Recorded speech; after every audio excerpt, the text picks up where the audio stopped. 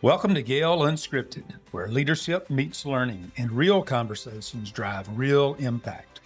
I'm Ben Wiggins, Executive Director of GAEL. Join us as we go beyond the headlines with Georgia's top education leaders. Let's elevate the conversation.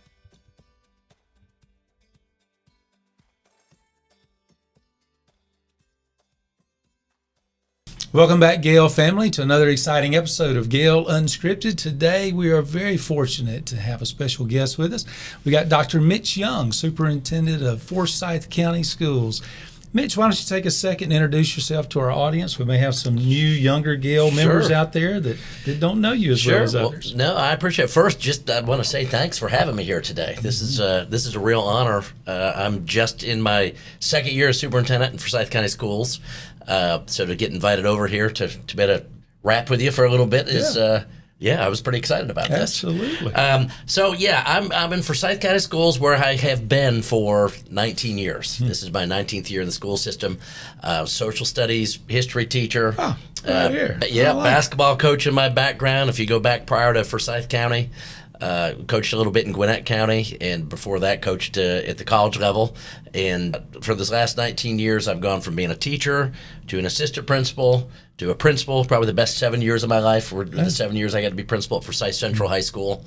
Then 3 years as Jeff Bearden's deputy superintendent, and now the last year and a half in the role of superintendent. That's fantastic. And Forsyth County has a tremendous reputation around the state for everything that you all do. So we really appreciate you sharing with our GAEL members. Talk about a little bit, you mentioned coaching. How do you think coaching translates into leadership when you decided to get into administration as assistant principal, and now superintendent? It's all the same principles. You know, it all goes back to number one, and you'll probably hear me say this 27 times today, but it all starts the foundation of relationship building. You know, and coaching, I know for you, coaching for me, that was a vehicle with which to reach young men or young women. And through that vehicle, try to help them become the best versions of themselves, to learn about working with others in a team environment. All sounds kind of cliched, but it really is what so many of us went into the business for. And then, you know, to me, it's the same basic principles that you would expect from a great teacher or a great leader, which is someone who's a relationship builder, who establishes really clear expectations, ultimately puts people in a position where they've got to kind of stand on their own and execute, you know, and get it done, and then learn from their mistakes. Yeah. I think there's a lot of correlations myself. I agree with you 100%. So when you were a teacher, did you ever think one day I'm going to be superintendent or even principal? I mean, how did that happen? Did someone see that in you and kind of call it out of you? Was that something you were already interested in as you were a teacher and watching? How did you get into administration? Yeah, and the answer to that is I never pictured that at any of the stages I was at. My dad was a teacher and coach, basketball coach, physical education teacher for 42 years. And he did the district level AD thing for a while in a small town, or a small school system. Did what everybody said you don't do, which is go to administration and leave that to go back in the classroom. He did, because that's where his heart was and loved it. And when I went into the business, I figured I would be teaching and coaching for 30 plus years. That was the goal. I had someone, I was at Shiloh High School in Gwinnett County, and at that point, started backing away from the coaching to kind of devote myself into the classroom. And I had a principal at the time, a graduate of UGA. He was working on his doctorate at the time, a guy named Bill Cruzcamp, who said, I'll let you out of the coaching thing. You know, you've done a good job for us for 3 years. I understand, because I've made that same move. He said, on the condition you go back and get your master's in leadership. I took the deal as a way to kind of shift out of coaching. I wanted to get my master's anyway. I mean, at the time, I'm thinking for the pay, you know. But Bill saw that he must have seen something in there, and I went to UGA and got to work with the great Sally Zepeda, who was his dissertation chair, and then fast forward 20 years later, this past year, she was my chair. Wow. And but anyway, so he saw something in there, got me into it, and then when I got into the program is when I really started to pique my interest in becoming a principal one day. That opportunity eventually led to getting a principalship in Forsyth County, and I figured that's where I would finish my career as a principal. I loved it. I got invited to a breakfast by our superintendent, who said, "You've done a great job there. We see some other things for you. I think you should consider district leadership at some point. And I think you should. There's a great program out there run by a man named Keith Porter, who I knew at the time, and I said, yeah, I know Keith, and Dr. Bearden said, I think you should reach out to Keith and see about his district office professional development program, DOPDP we call it. And I went into that program, and again, I went into that from the onset thinking, the superintendent thing is not for me. But this will make me a better principal. That's fascinating. So. That story is so similar to my own story.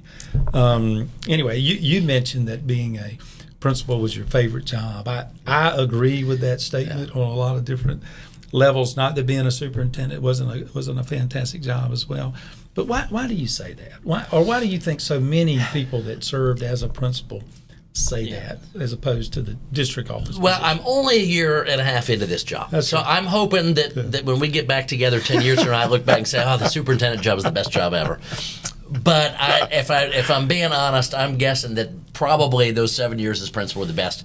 And I say that because it's the best of all worlds if you love leadership. And what I mean by that is the visioneering and the developing a vision and developing we used to talk about the California being that destination where you want to go. So you get to create that California, and then you're hands-on developing the people that are going to lead the organization there. Yeah. And so that being the school business, when you're on the ground and in the trenches with the kids and the teachers, it's so rewarding because it probably feeds the ego because you get instantaneous feedback. Yeah. Where the decisions you make at the district level, you're 2, 3, 4 degrees removed, and you don't get that instant feedback. You know the work is important. You know the ripple effects are vital, and it really is important work. And I'm humbled to be in that role.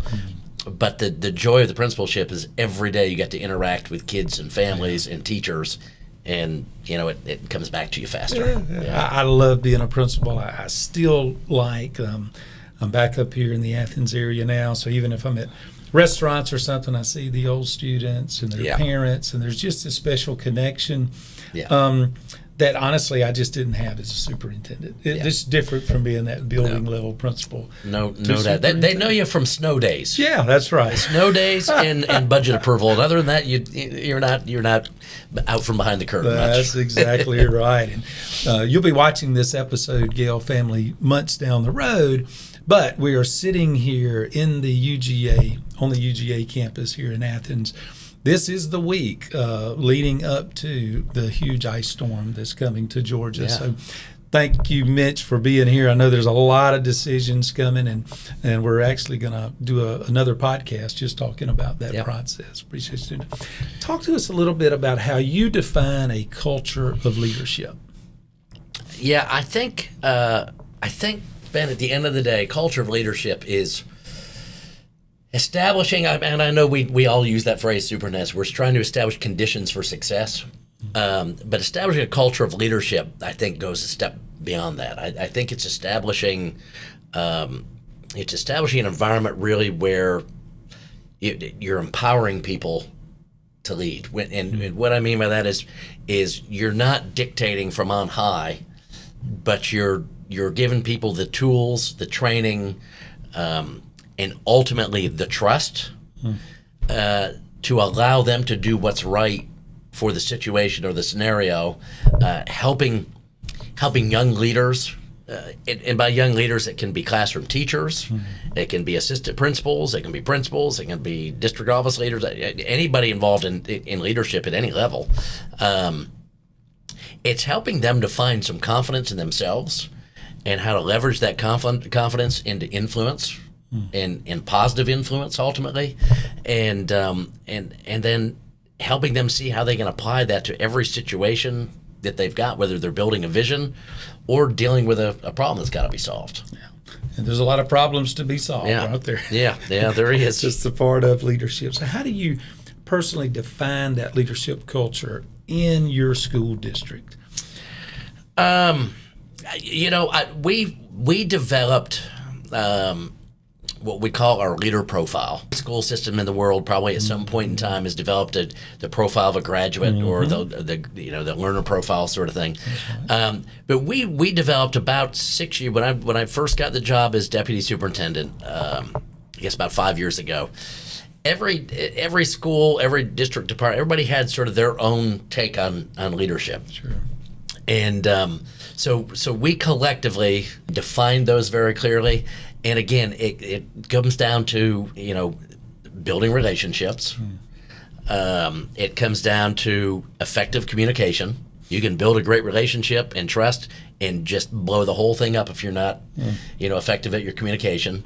It involves being very, intentional and when you're being innovative to make sure that you're not in the game of solutionitis, but being able to identify processes to address real problems with solutions that are needed. In education, we always want to kind of jump in there and create a solution and fix things before we really know what the problem is. Yeah. So that intentionality is a big part of that.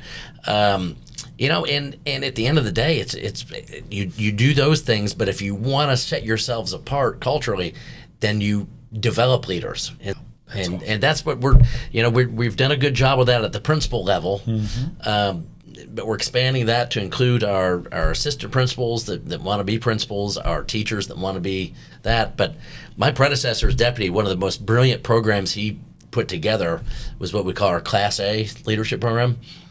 And you remember your days as principal, some of your biggest challenges came in your classified personnel. Absolutely.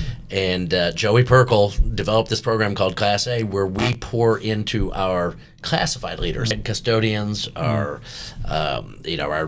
registrars and secretaries. Go to any position, anywhere you've got someone who's the head of the cafeteria or assistant manager. They're all going through the same quality leadership development programs that our aspiring principals and other leaders are going through. And it's helped them learn to lead and manage their folks in a way that keeps that off the principal so they can be the instructional leader. Yeah. So we've developed and invested a lot into our leadership development programs. That's a great point. GAEL members, you may be listening to this and you may be thinking, we've got an in-house leadership development program in our district. But right now, we aren't just focusing on our aspiring principals or our assistant principals becoming principals or district office leaders. But that is a fascinating and a great point that Mitch brings up. You've got other leaders that are leading departments, facilities and maintenance and transportation. And leading those employees takes certain skills. And sometimes we don't do a really good job of teaching those people how to be a leader. Yeah. And so I think that's a great idea that you're doing. At the end of the day, going back to your actual question, understanding that leadership is nothing more than using your influence in an intentional way is really kind of how we define that. Sound like a great John Maxwell answer, right? Well, it might be. I'm sure I got that from somewhere. That's outstanding. Now, the real trick is you define that leadership culture in your school district. How do you go about making sure that definition is clearly understood amongst your leaders? Yeah, and that's why the development of that leader profile was I felt so important. And I'll just tell you, it came about when you would go through aspiring leaders program that we called at the time, now our Lead Academy. There were the 8 core essence of leadership. All great stuff. If you spoke with the HR director about what do I really need to become a principal, it would have some overlapping but a different lexicon. Then you'd be brought in, if you were going to be hired as principal, you'd sit down with Dr. Bearden and he'd give his, as the superintendent, his list of expectation became known as the Bearden list. So just right there, there's 3 different, not competing, but and so what we did is we brought everybody together, all of our different leadership from different levels, and defined that in a profile.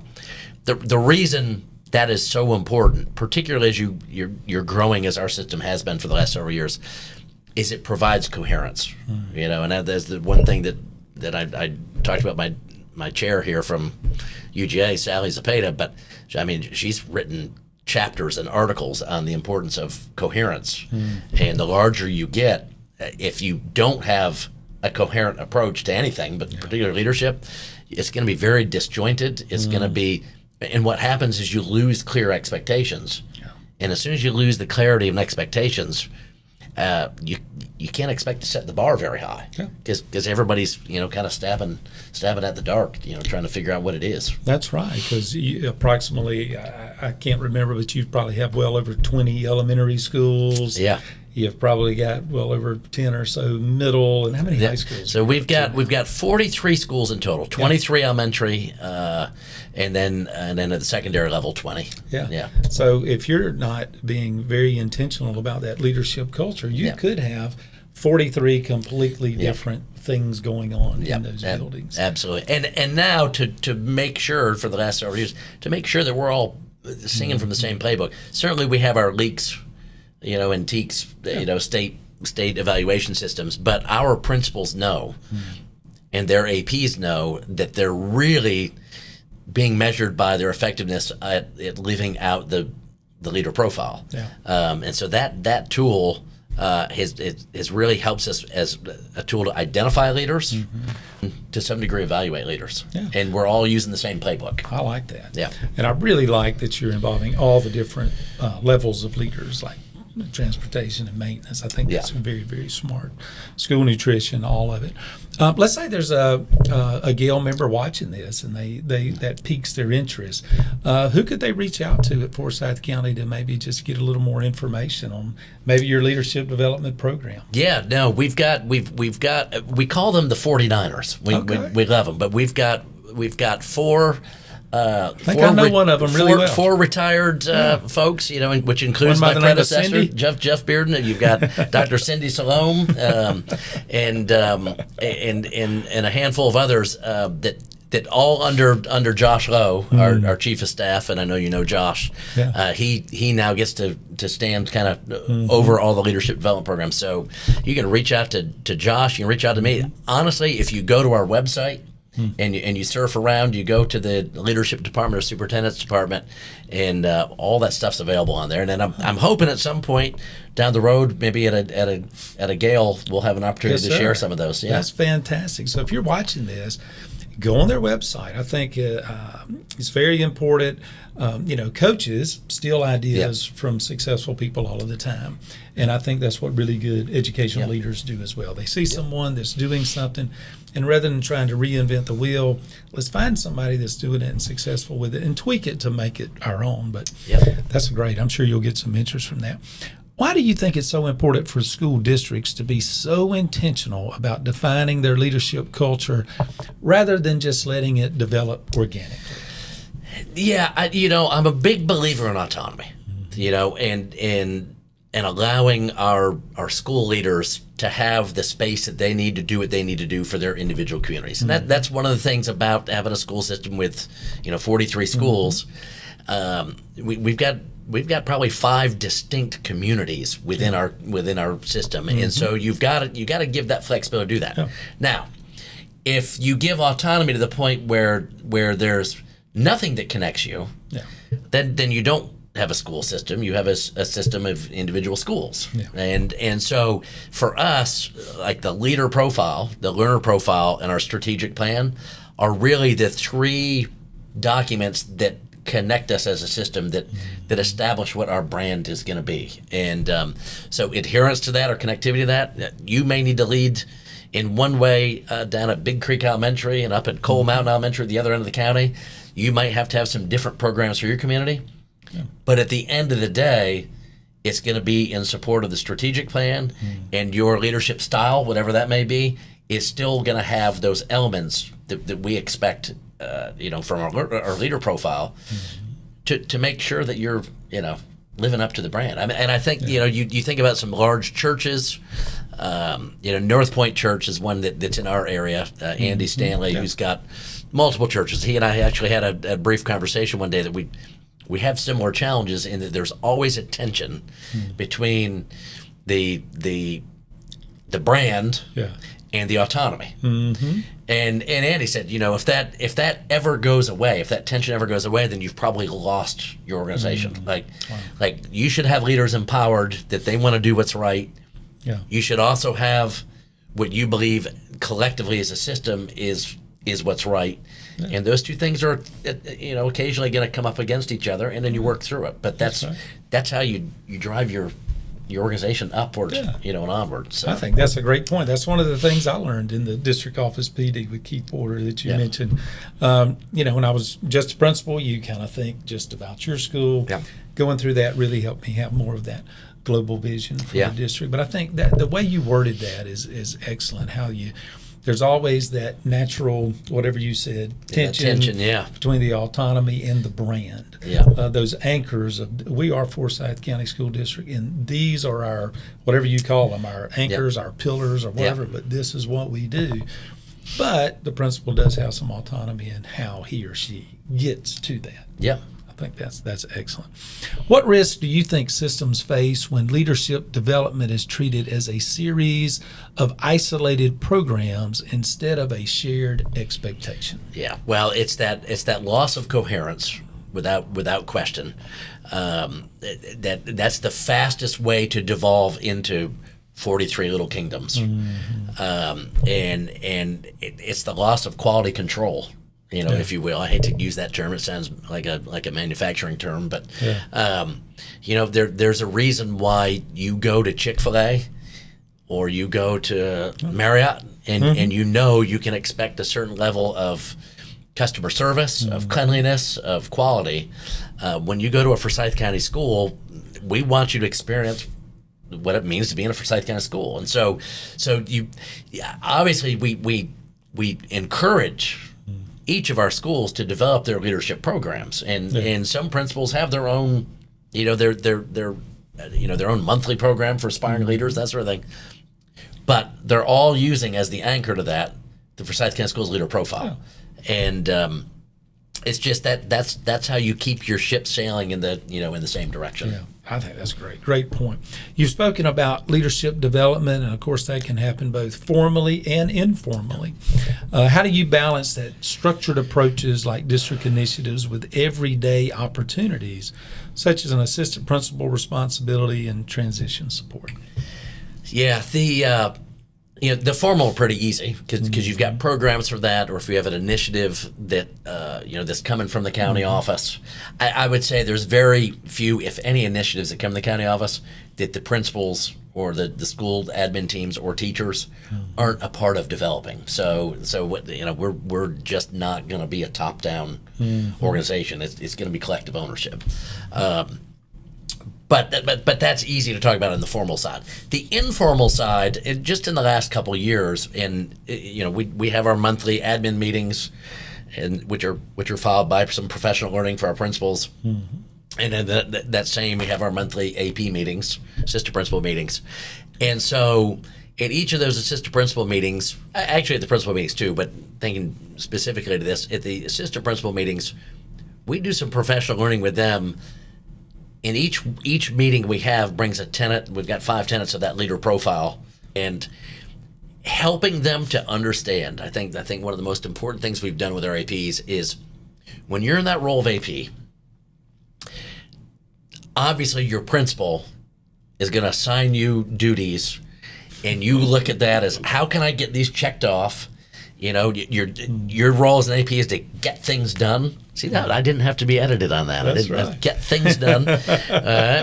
So we get things done in a timely manner, and you want to wrap them up with a bow as quick as you can. And the more of those you get through, the better you feel as an AP. It's kind of like, because you're probably just left the classroom and you got to get from unit to unit. So there's that sense that you're on a clock.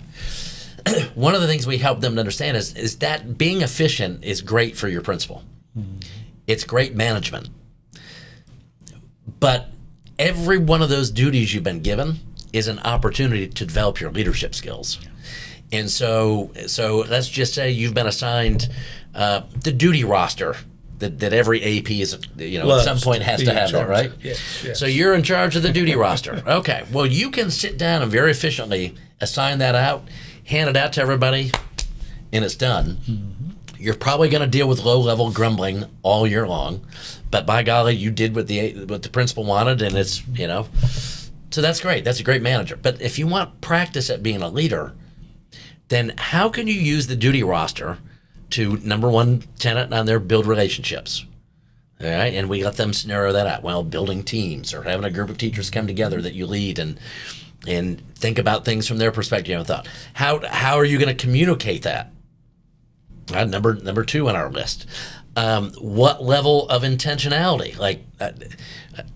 Again, having those teachers give you input. Let me back up. On our communications, the number 1 bullet point on effective communications for us is listening actively. So listening to them, then that helps with the intentionality of laying that out. Thinking about things that you hadn't thought about. And then you might get into innovation. You might get into leadership development. But those first 3 tenets of our leader profile are vital, and you can apply those to any duty that you've got as an AP. You're leading an IEP meeting. Mm-hmm. There's an opportunity to lead rather than manage the meeting. If you're make a list of all the things that APs do. Every one of those is an opportunity to develop your leadership skill. And so we drill that into them. We drill the principles into them to remind them this is a chance to do it effectively. Yeah. And so that's more informal, but with some formal professional learning. I really like that. We remind assistant principals all the time that you're interviewing for your future job every day while you're on the job.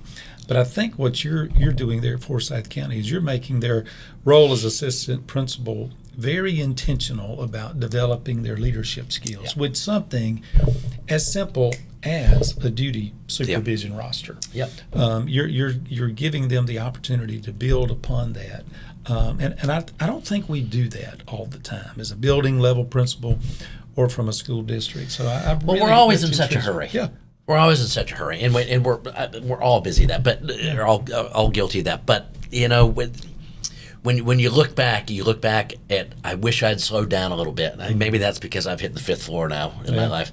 I'm starting to I want to slow things down a little bit in a way I didn't used to. But when you look back and you reflect, it's missed opportunities for relationship building. It's missed opportunities for doing it a better way. Just don't be in such a hurry. Slow down and listen to people. I loved your 2. You made more than 2, but the 2 that really caught my ear were communication and how did you say it? Engaged listening? Is that how you said it? Being an active listener. Yeah. Talk about that a little bit and why that's important for a leader rather than, because you mentioned earlier you don't want your district to be top down. You want that. No, listen. I think my grandpa Mitchell, years and years and years ago, always reminded me that the smartest guy in the room was usually the guy that was talking the least, and was listening or had the best questions. Yeah. And I think as educators, we're all talkers. That's just part of our DNA. And what should be a two-way conversation, we're really not actively engaged in what they have to say. We're just waiting for a breath so we can say what we have to say. Sure. And there again, you miss out on opportunity of learning and learning where they're coming from. I think probably, I quote Jeff Bearden on this one, but wisdom is being able to anticipate the consequences of your decision, and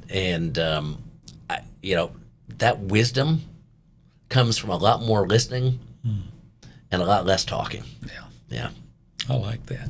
I was talking to Josh Lowe earlier this year, maybe before Christmas, and he told me y'all were conducting interviews for principal positions that didn't even exist yet. Yeah. And when you've got as many schools as you have, you're not only developing the leaders in-house, but talk just a little bit about how y'all do the interviews. So your candidates they're interviewing for jobs that aren't open yet. Yeah. So that way, when they are open, you guys are ready to move. No, and it's a little unique, and this goes back really to if we're gonna give autonomy to the levels that we do to our building principals, then we've got to make sure we've got the right fit for the right school. And so our leadership, everybody does this a little bit differently.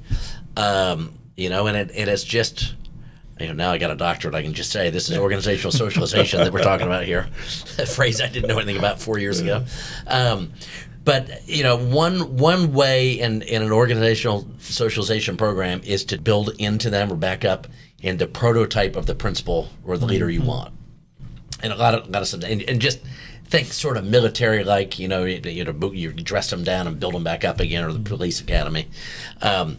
But our system, long before I got there, and I think it's absolutely the right way for our system to do it this way, is you identify your leaders that got potential to lead a school. You bring them in, and rather than divest them of their characteristics, you build on them. You build on their strengths. You help them become reflective to see their blind spots, so that down the road they can catch themselves or be safe. Being vulnerable with their own team to know where the blind spots are, and build them up that way. And so when they go through our program and then interview for principalship, they're interviewing for the job of principal, but they know, even though they may be the top of their class, it may be 2 or 3 years before the school that matches their skills and has what we feel would be the best fit. And so it's not the most efficient way to become a principal, but it's how we have principals that are lined up for the right schools and then ultimately stay there a long time. I think that's very, very smart. Fit is so important. I think sometimes new leaders, assistant principals, they want to be a principal so badly that sometimes they apply and interview for jobs that aren't a good fit for them, or they aren't a good fit for the job. And I think I really like that y'all do that. It's very impressive. Regardless of district size or context, what foundational elements do you believe must be in place to truly develop leaders? We've talked about all these things, but a good summation of that is I feel like number one thing, regardless of your size, is you have got to be willing to give some autonomy. Because in my mind, that's just another way of saying trust. If you're in a one high school school district, if you're not putting someone in charge of that high school that you can completely trust to do the right things by his people, most importantly by the kids and also by the teachers, the parents, if you don't have that full trust in them, then you shouldn't be putting them there anyway. So that's number one, is that, and then once you put them there, trust that they're going to do what's right, even though it may be different. So that's, I think, a bedrock. That leads right to the other element that I think is so important. Again, regardless of school size, is you can either multiply leaders in your system or you can diminish people who have leadership potential. And there's a great book, Multipliers, that's out there that talks about that. But empowering and entrusting people to lead, given expectations, but then getting out of the way and letting them lead, having regular check-ins of feedback to make sure they're meeting the expectations, but not making those expectations the day-to-day operational, just the mid-year, endpoint, 5-year plan expectations, and then going back to the number one, which is trusting them to get there. So, entrusting your folks, number one, giving them that autonomy that goes with that, and then not micromanaging, which diminishes them. Otherwise, as the superintendent, I'm going to own all the problems, and I've hired you as a principal, and we're paying you a lot of money to handle this for us. Right. So equip. So those are the two important thing. And then obviously we're in the people business. We're in the relationship business, and you can't. I just don't think you can be effective whether you're at a 300 student school district or 53,000. If you don't recognize that we're all about relationships, you're not going to last long. Yeah. As I'm sitting here listening, I'm just thinking about the developing leaders that are in Forsyth County. They're hearing very strong, clear, consistent communication of what that leadership profile is. They're learning how to trust when they're the leader. Their leaders giving them trust to figure out how to lead, and that's coming from the top. You're doing that for the principals. I just think that you mentioned the word micromanage. We do know both in the business world and in school districts, that's like the number one thing that will turn leaders off. It is a culture killer. So you're doing an outstanding job of that. GAEL members, you've heard Mitch talk about a lot of great things today. do not hesitate to go on their website and look, reach out, call Josh Lowe if you want to get some more information. But Mitch, thank you so much for coming today, and we are going to take you up on some future GAEL conferences to really get more in depth on some of this leadership development. Well, I appreciate it. This was a joy, and anytime we get to talk about leadership development, and not just about taxes and snow days and millage rates and all those things, it's a great day. That's right. Thanks, Ben. Well, thank you, Mitch. Thank you, GAEL family, for joining us for another episode of GAEL Unscripted.